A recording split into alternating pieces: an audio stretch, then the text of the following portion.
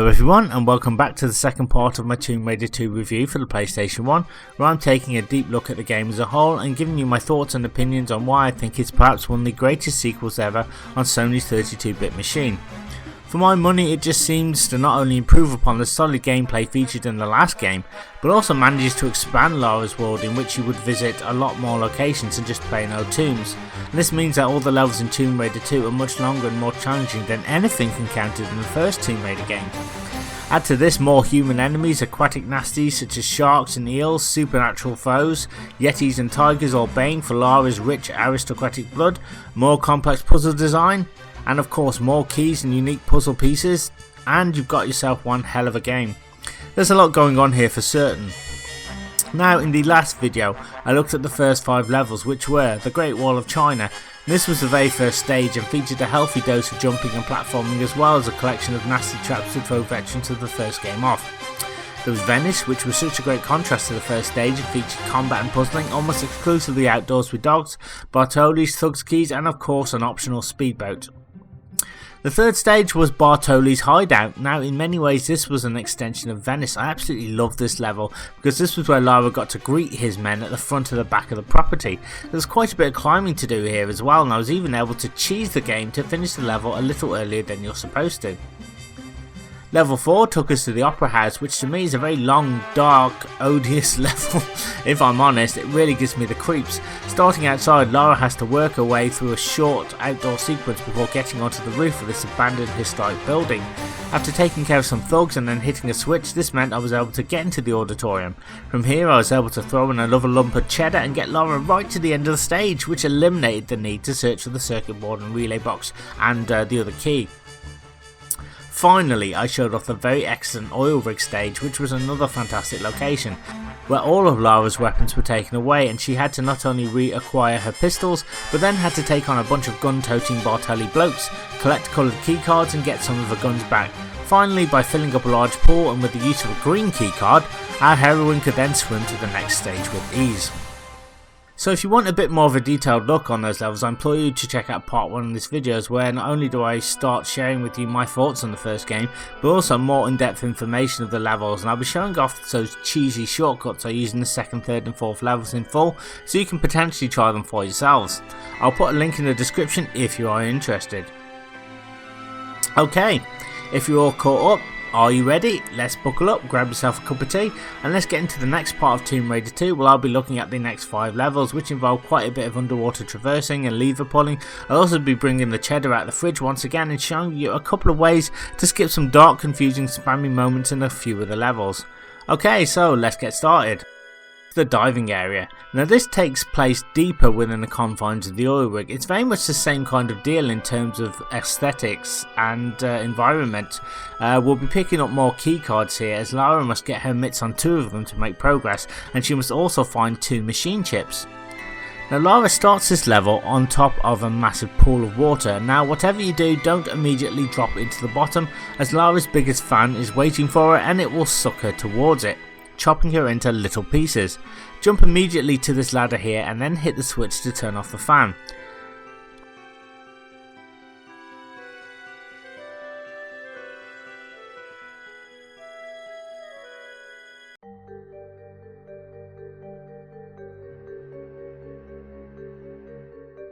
After some swimming, we emerge in a cool industrial area with swinging metal hooks. It kind of reminds me of the first Terminator movie.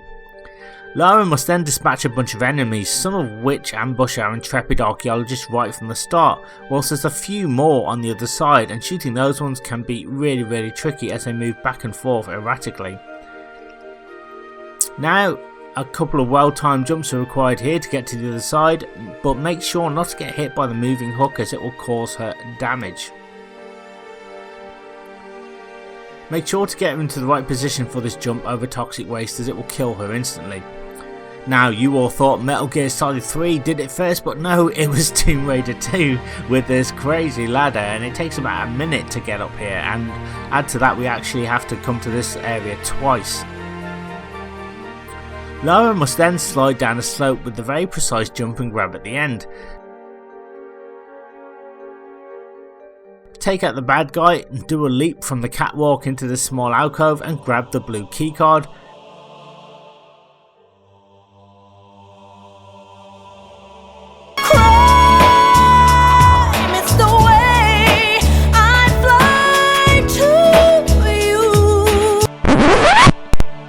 Yes, we get the picture.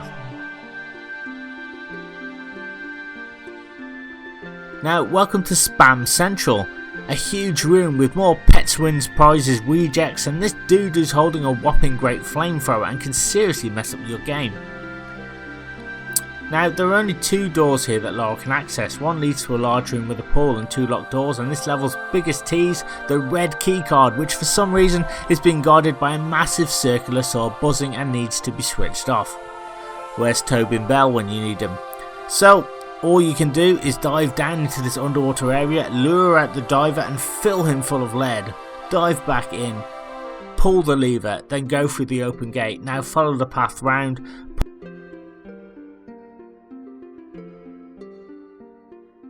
Pull the other lever, and whatever you do, don't carry on.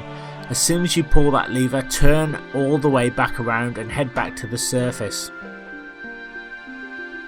The second lever that she pulled opens up the door in the other room. More goons and a helicopter await our heroine. Take out the blokes, grab their booty and prepare for one of the most fiddly puzzles ever. Now in front of Lara are 2 sets of burners in a small corridor. Just at the entrance are a switch and a button which must be pressed in quick succession to be able to turn off the burners for a limited amount of time. What makes this puzzle really good and hard at the same time is that as soon as you turn both sets of burners off, you can fall down this trapdoor and pick up the M16. Now whilst you're marvelling at your new weapon, it can be easy to forget about the burners, so quickly grab it, climb back out and get back to the start and press the switch and the button again. Now this time hurry up, jump over the trapdoor, grab the machine chip and run and jump out to safety as quick as you can. Now believe me, this took me several tries. Finally, with the machine chip, use it on this door here that we couldn't get into previously. Swim down and through a massive underwater tunnel and make sure to get Lara to surface here. Now watch out for health as the enemies are very spammy here. Pulling the switch here opens the locked door in the large room with the saw, so those guys either lock themselves in or Marco was punishing them for being terrible henchmen. In any case, now Lara can swim back and return to the area, but not before taking out some more baddies. Hitting the switch in this room raises the platform with the hook arm on it, and this allows her to jump across to the area with the circular saw. Now, don't worry, I know what you're thinking. That red keycard is right there, right under our nose, and we can't get it, and it's just one gigantic tease. Don't worry, we'll get our hands on it soon enough. For now, jump into the alcove obscured by the 2 boxes and push the button. Now this drains all the water out of this pool here and reveals a pathway to this area.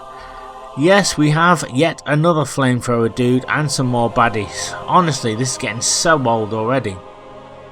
Fear not, because after taking care of them, Lara can get this second machine chip, and this area leads back out into that large square room. So return to the circular saw room, use the chip, finally grab the red keycard and head back here to use it.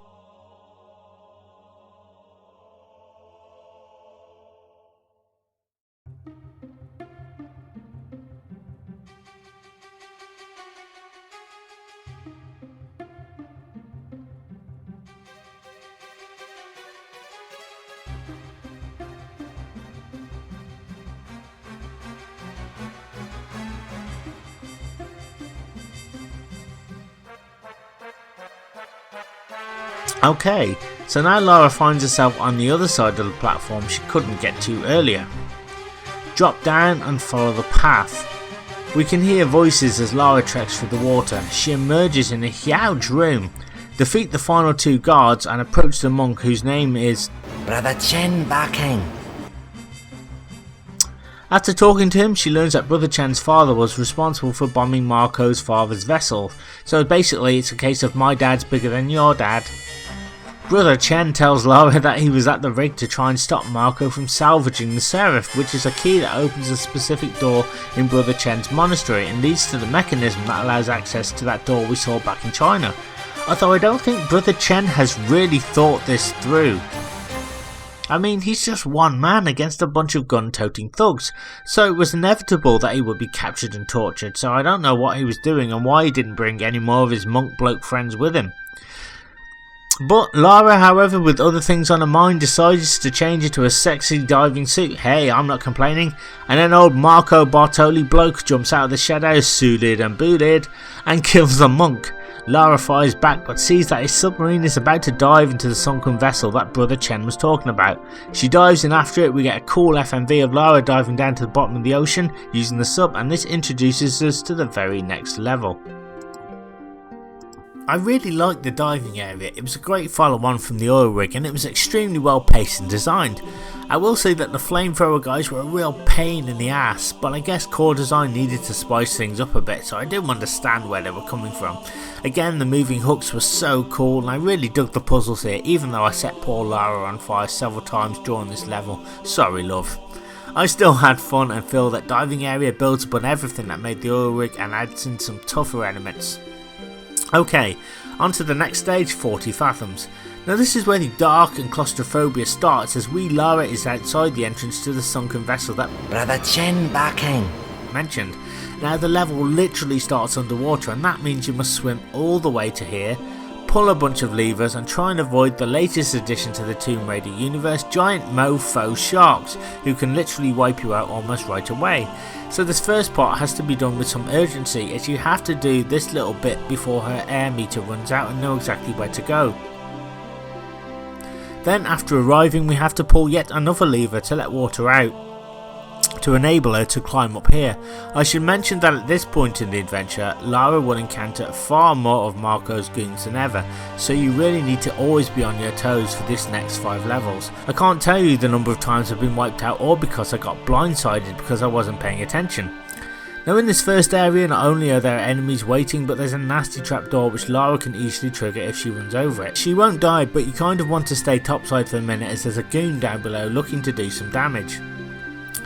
Okay, so now the game decides, hey, it's time to give Lara a tricky timed puzzle to solve involving flames and levers, where she must run around and quickly remember the next route before getting into some timed areas, right? Wrong. Yes, you guessed it, it's time to break out a nice fat wedge of cheddar and cheese my way through this part. So, jumping over the pipes, we can see a series of nasty burners and levers, so I'm going to have to make the supreme sacrifice and once again set Miss Croft on fire to skip all of this nonsense, because it's far easier that way. To do this, you need to make sure you have a few med packs handy, because her health naturally drains fast when she's on fire. Now, I pulled the first lever just out of habit, but you don't need to do that if you're trying to cheese this stage. What you can do is rush right to the end and pull the end lever, which opens the exit to the next area. As long as you keep pumping her full of medkits, you can then head out the door and then extinguish the fire in the water. This is a very extreme method, but one I think is wholly necessary, as I really hate doing this puzzle and find it really tedious. After that, there's another underwater lever part here which really helps add to this gloomy atmosphere. From there we surface in a room full of rusty rocks and debris.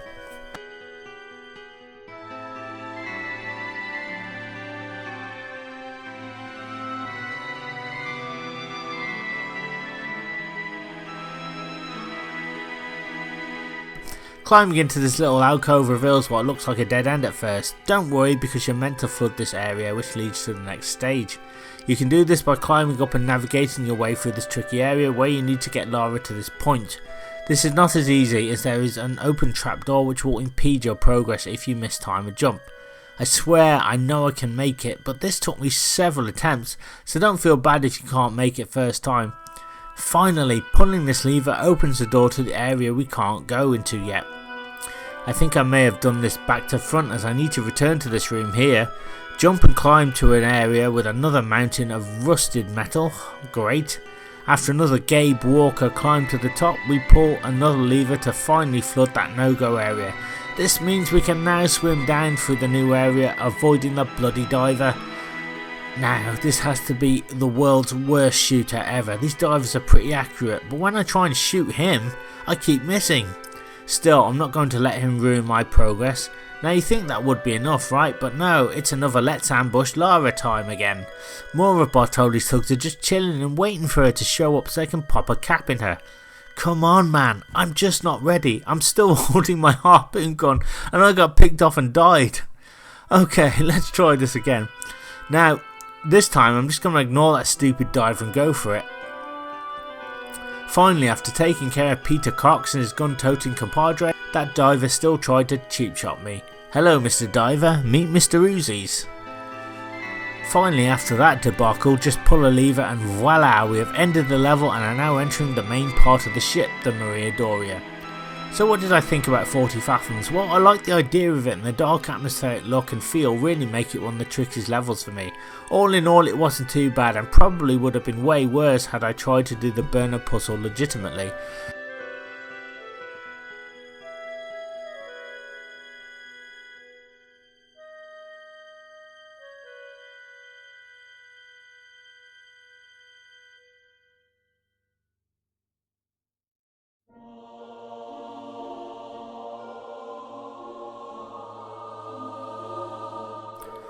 This is the point in the first game that you can't always predict that Lara is going to be left alone to solve the level, as enemies are everywhere guarding important areas and items.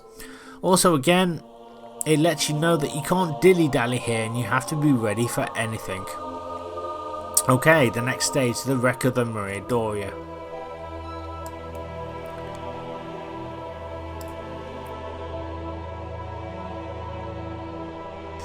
Okay, so welcome to one of the longest, darkest and most difficult levels on the game. We've now entered the main part of the Maria Doria, and boy, doing this casually might just drive you to drink. The concept though is really cool, as the ship is completely upside down. It reminds me a lot of the SS Atlantis zone from the 90s Channel 4 game show The Crystal Maze. I keep expecting Richard O'Brien to pop out and start talking about his mumsy and how he is renovating the place. Still, I think even he would have trouble renovating this stage. Our Lara starts out in a small corridor and must once again dive into cold wet water to swim through a tiny alcove to surface here. Now grabbing this med pack is essential, as this is the point where the game kind of cheap shots you by making Lara take intentional fall damage, hence the med pack laying in plain sight. Dropping down we see two more baddies, however the wrench guy drops two small meds after you cap him, so I can kind of forgive core design for the fall damage, as at least they are very generous with a lot of the pickups. Now, most of this level's goal is for Lara to pick up 3 circuit breakers that are scattered about the level to turn off the 3 burners in this room here, which is located right at the start where Lara dropped down. I really struggled to find them all and it took me well over an hour to do so. Again, I think it's a cool idea, but it's very time consuming, and with this stage being dark and long, I got very confused about where I was supposed to go, and the level just didn't flow as well as the others did. It's not totally impossible, as one of the circuit breakers is just sitting pretty here out in the open, another one is being closely guarded by thugs, and the third one is behind a set of glass doors. I found the first two no problem, but because I've been playing for what seemed like an eternity, I got really mentally exhausted and couldn't remember how to get the third. Now this level taught me that I must be very observant, as it's easy to miss certain parts of the stage. You know what, I've just had enough. There is an alternative option, and it means us opening the fridge and bringing out the cheddar once again, because we are going to completely cheese the level, meaning we don't have to search for any of them, and we can just move to the second half of the stage instantly. How are we going to do that, I hear you cry? Well, it's very risky in that Lara has a higher percentage of being set on fire. Right, now, for this first part, I think you definitely have to get set on fire. I can't seem to find any way of not achieving this and having Lara go through unscathed. But anyway, just pull this block out here. Have Lara set on fire. Rinse as many medipacks as you need, and then quickly run back into the water to extinguish the flames, and then proceed with part 2 of this crazy cheesy solution. Stand about here and push the block forward, make sure not to get set on fire. If you do, use the water to quickly extinguish the flames. As you can see, I was able to push the first block forward whilst taking heat damage, which is much better than being set on fire, so you have to be in exactly this position. You can rush through and do the puzzle quickly and set her on fire, but you will lose a lot of medpacks trying to keep her alive. As you can see, there are 3 burners here that are alight, and sure enough, touching them will set Lara ablaze. If Lara does get set on fire, then you may pay a massive price here, meaning you may have very little med packs, and this means being extra cautious from now on. The goal now is to ensure you can try and accumulate some more, as you will certainly need them towards the end of the game. I did feel a little bad cheesing this level, but man, this level is just too damn long. Even after you have found all the circuit breakers, you then have to pull this lever here and do some what looks like seemingly impossible running jumps across these gaps to access this large, flooded, confusing cabin area.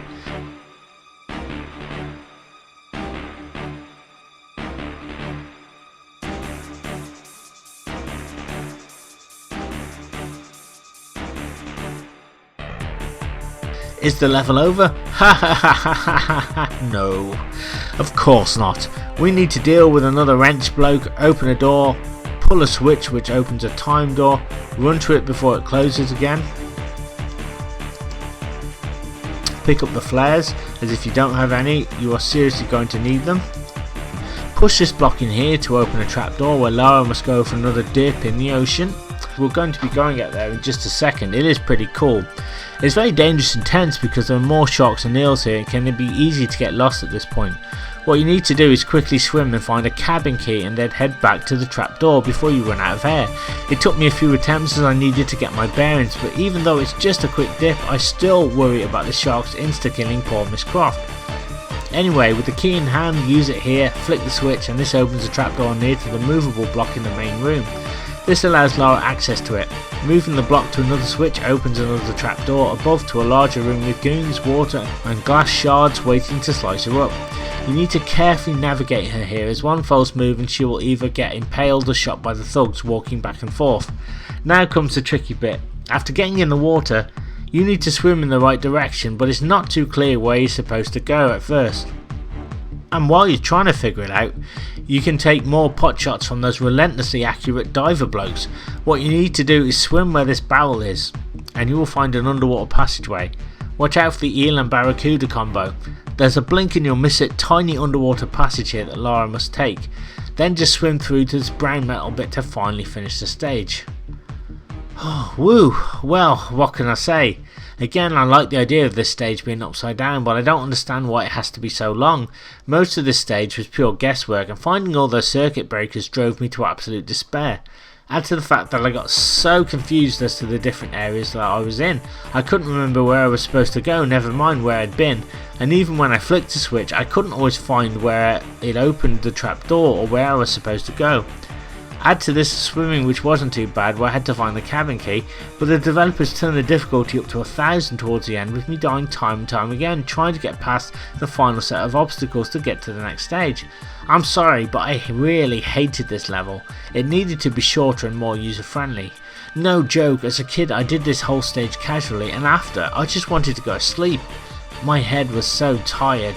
I ran around the maze-like cabin area for ages, not sure where I was supposed to go, as even with the flares I couldn't always recognise what I had to do or what door I had just opened.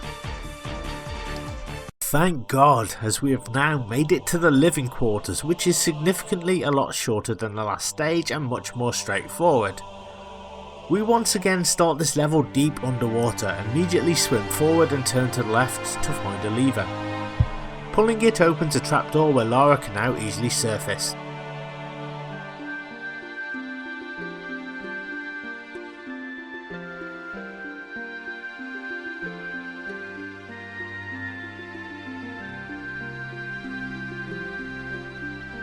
There's a lot of holy rusted metal to traverse and a pissed off goon welding a nightstick. Maybe the big boss man has been giving him some lessons. After dealing with him, run into this room here. Now, it has 3 giant pistons that must be moved in height, so Lara can reach a very important switch. At first glance, the piston puzzle can be very confusing to figure out, but hey, don't worry, let's just take it step by step. First, head into this brown, narrow, windy corridor and drop down, but be careful. There's 2 more blokes down here, so dispatch them rapidly. Now, oops, watch out for the rolling barrel trap here. It caught me out several times. Best thing to do is to quickly run to the end and then get out of the way. This will spawn the barrels and they won't do you any damage. However, another nightstick dude spawned soon after and got a little too close for comfort. Luckily, I have my Uzis. Okay, so a room full of burners and a switch await us. So do a running jump, grab and then shimmy all the way to the right as far as it allows and drop down. Pull this lever and this will turn off the burners permanently. Now you will also notice that there is another lever here that we can't pull yet. Don't worry about it, we will be returning to this area very soon. For now, just climb up into the gap and then up into another winding corridor. Now this is where those large pistons come into play that we saw right from the start. Pull this lever and this will adjust their heights accordingly. Now dropping Lara down will take her to the room we were in right at the start of the stage, where we can now climb the pistons and run and jump across to the other side.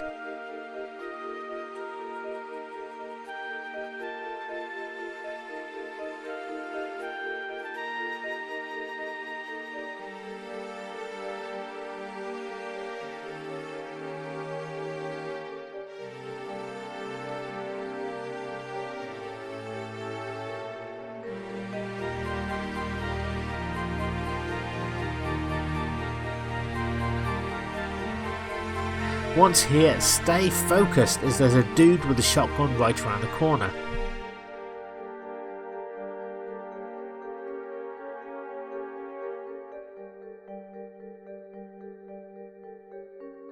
You want to push these blocks as they will give you access back up to this area, as we will need to push the lever again and change the height of the pistons.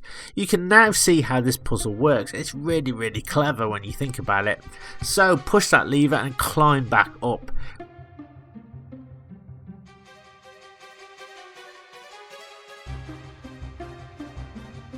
Return to the top of the piston room, and now we must do a huge jump across to a switch that Lara couldn't previously reach.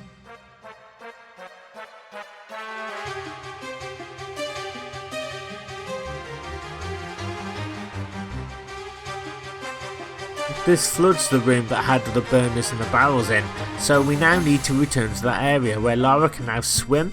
Finally pull that lever which opens this door here, and she must now swim through and pull yet another lever to open a trapdoor here. Now in typical Tomb Raider fashion, we find ourselves in another room that we have to climb upwards. Immediately watch out for the goon and try and take him out of the equation before you start.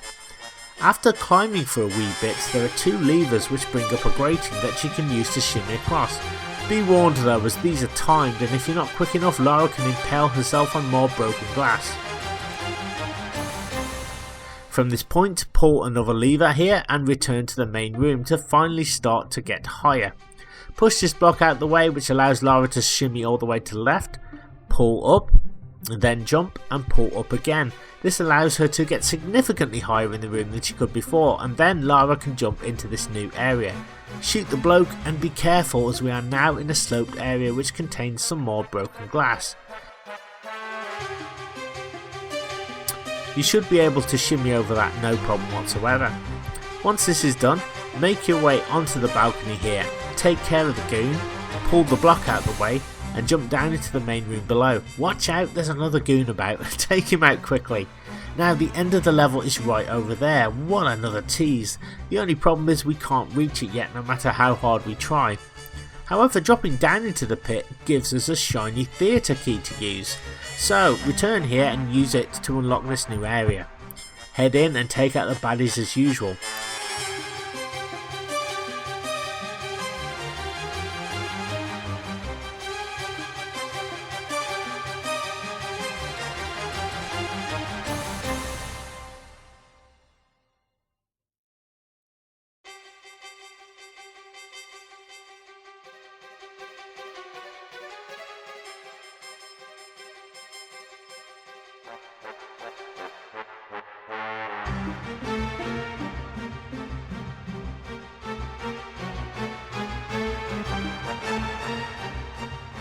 Now pushing this switch opens the curtains, allowing Lara to go backstage. Pull this block backwards to climb up and drop into a dark, narrow passageway.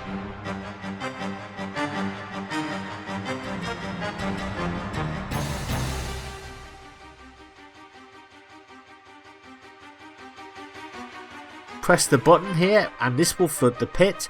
Head back to the room with the balcony, shoot the enemies as usual, jump in and swim to finally finish the stage.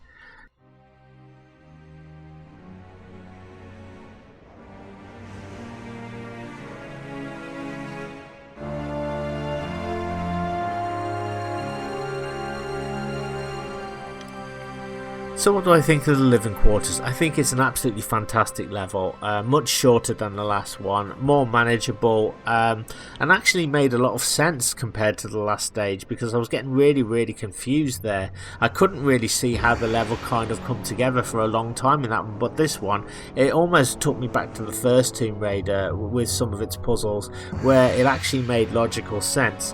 I really enjoyed the bit at the end with the sloped platforms. Using the theatre key was a nice touch and kind of reminded me of the Opera House a little bit. And Lara even got to go backstage, and we finally flooded that pit too, and we can move on to the next level. So yeah, I have to say this level gets 5 out of 5, and we're going to move on to the deck now.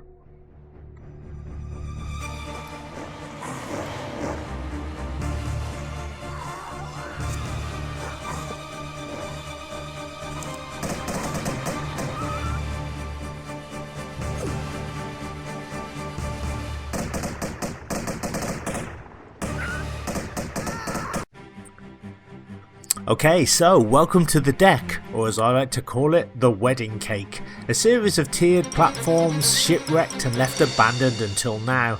This is where the Seraph is located, which is the item that Brother Chen backing. mentioned to Lara before he was executed. To get our hands on it will take a lot of work.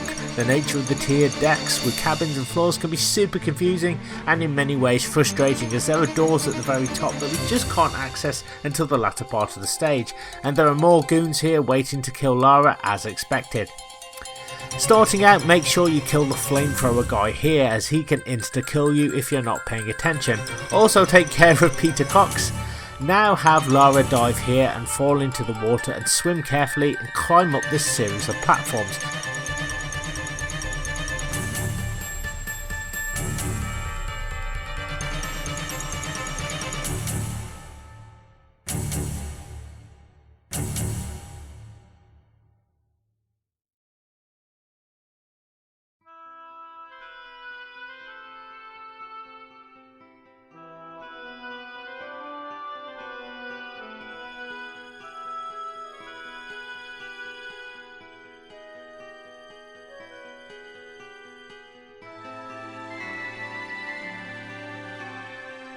Now it's imperative that you pick up the stern key here, as without it you can't progress anywhere. This key is very easy to miss, and I kind of get the feeling that this was developer intended, as without it I was running around the stage and all I saw were locked doors I just couldn't access.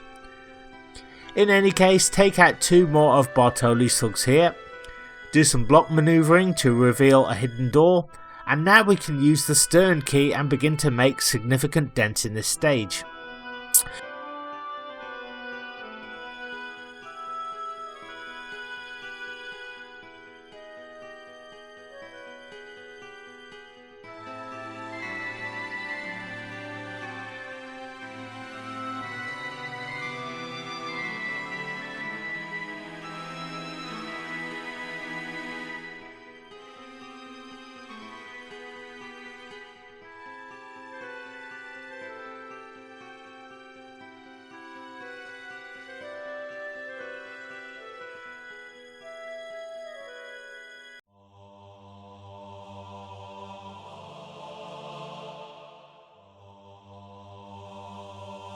Once inside, swim through another underwater chamber and be sure to pull this lever here, as this opens a trapdoor in the previous area.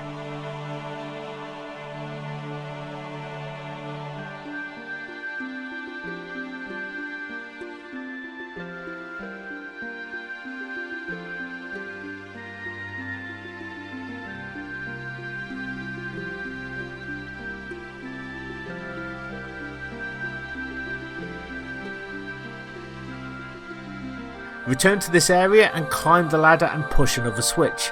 Now this lets out all the water in the stern, meaning we can now return to that area and we can do a wee bit of exploring. With the area now being bone dry, we can now move a block which opens a new larger area where yet more swimming is required, and we can take the opportunity to take out some enemies, in particular another nasty diver who once again has 100% accuracy. There's also a dinghy sitting pretty out in the open, but strangely enough Lara can't climb on it from this area. Talk about weird. Don't worry, we will get to it in just a minute.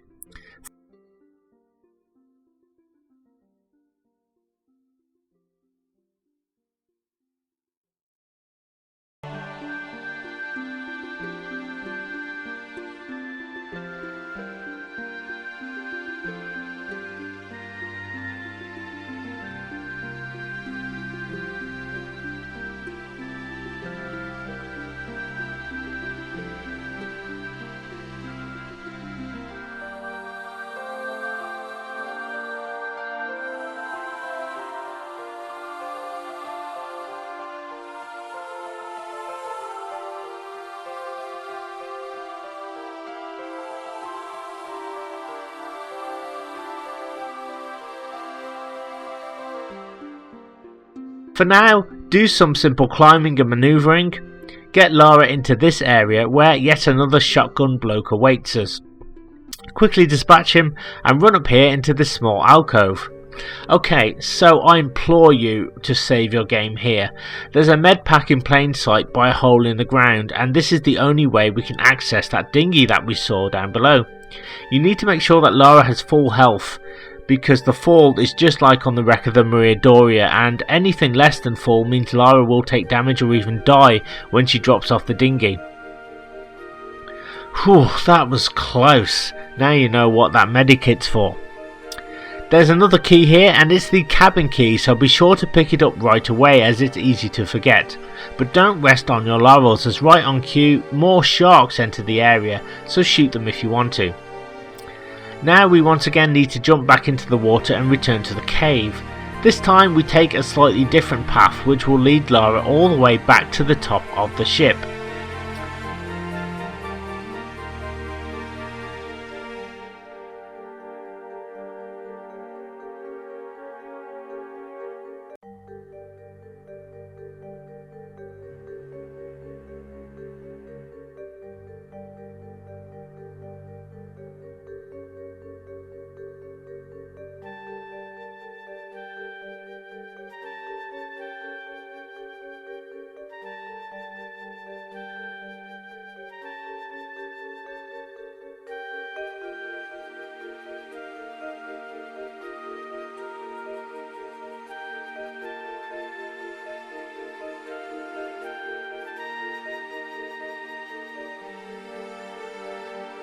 Dispatch 2 more sneaky thugs and take the time to move the blocks on some of the decks to allow Lara easier access up and down in this area.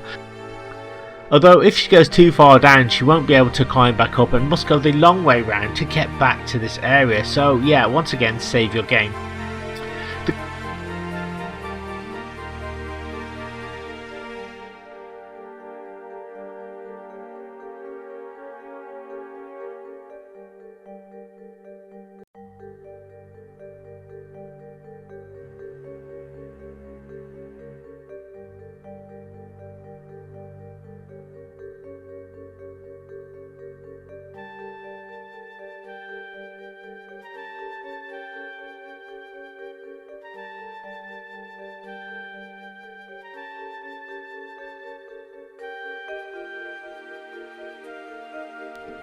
The goal here is to run and jump onto the top of this rusted metal and move to this part here. It can be quite confusing to know where you're supposed to go.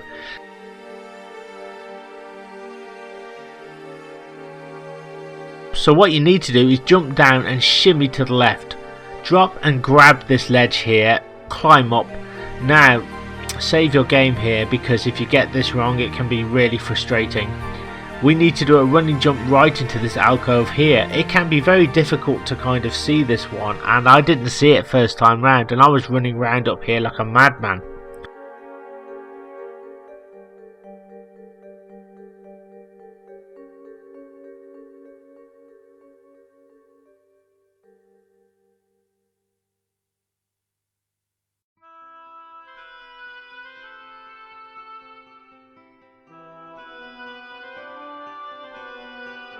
In any case, follow it upwards and deal with the thugs here. Now this part can be really tricky because the area is incredibly sloped, and so careful climbing must be done here to make significant progress. Now we have reached a higher area. Again, save your game, as there's nothing more annoying than having to do this part again. We need to jump onto the ceiling of the cabin this time around and fall through this trap door. Deal with the goon inside, and as Lara approaches the exit the door automatically springs open. There is a movable block. Whatever you do, don't pull it yet, as another dude with a shotgun will approach Lara. However, before this happens, we might be able to ambush him though. Blimey, that was too close. I almost bought the farm. Once he has ceased to be, return to this movable block and move it out of the way, pull the switch, and this opens another door here. So head in here and use the cabin key at long last. Head inside the now open door, Watch out for the broken tiles, as there's broken glass down below which can impale Lara. Push the button and this opens the final door where we can finally climb all the way upwards to get the key that we need to access the Seraph.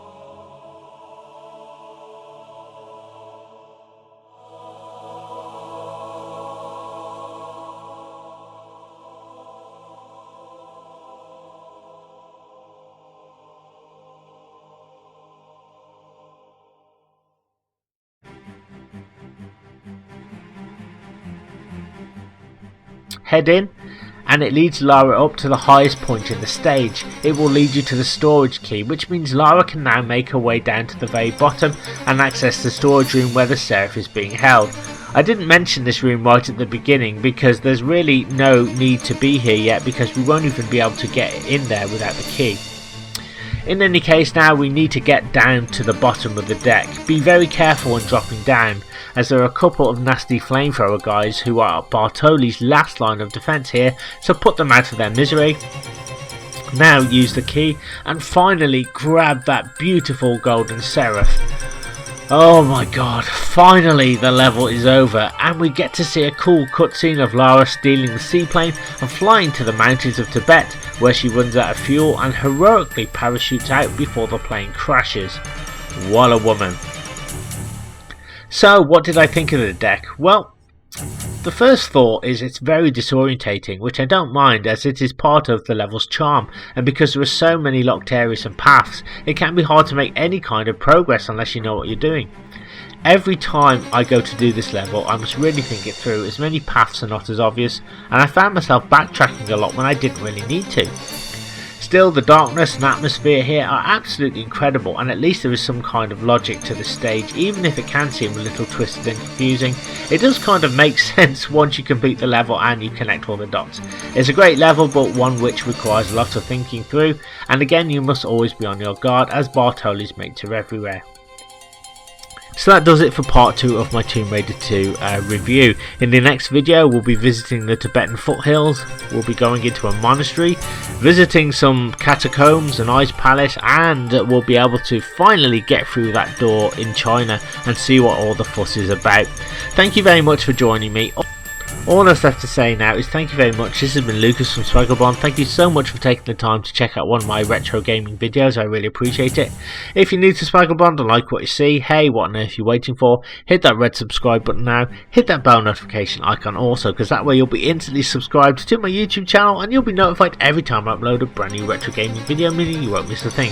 If you have indeed enjoyed this video, do me a favour, please hit that like button. It really helps out the channel. It lets me know that you guys enjoy the type of content that I'm making, and will kind of give me an idea as to whether you want to see any more.